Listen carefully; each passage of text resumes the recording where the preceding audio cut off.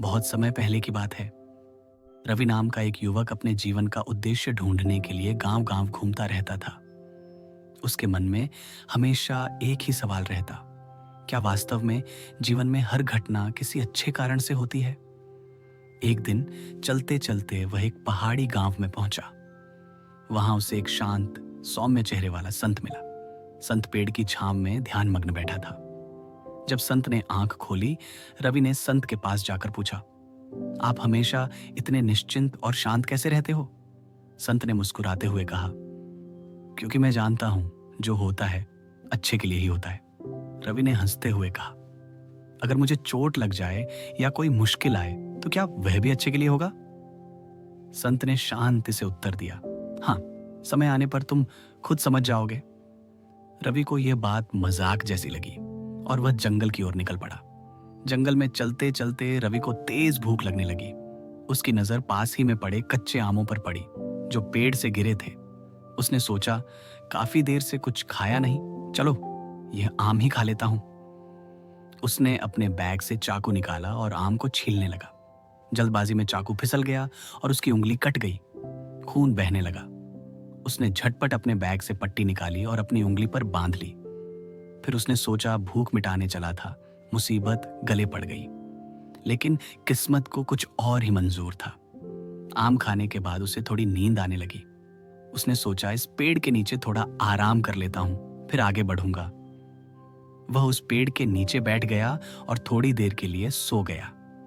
थोड़ी देर आराम करने के बाद वह जागा और आगे निकल पड़ा। वह थोड़ी दूर ही चला था, तभी अचानक झाड़ियों में से जंगली आदिवासी लोग निकल आए।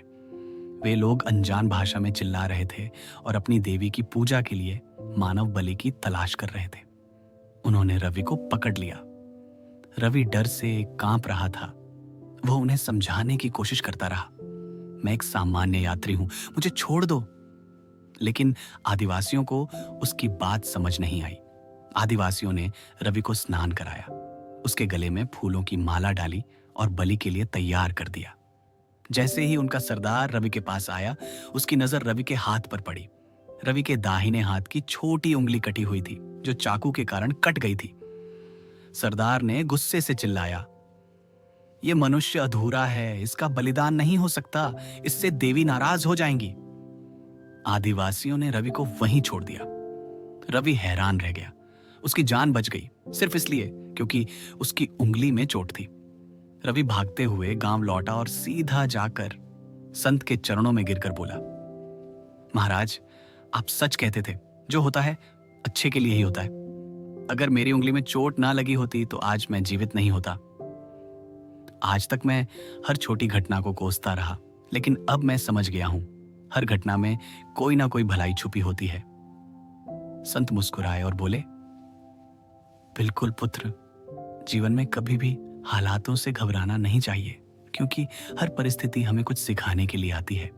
इसलिए मैं हमेशा कहता हूं, जो होता है अच्छे के लिए होता है। इस कहानी से हमें यह सीख मिलती है कि हमारे जीवन में कई बार ऐसे पल आते हैं जब हमें लगता है कि परिस्थितियां हमारे खिलाफ हैं या हमारे साथ अन्याय हो रहा है।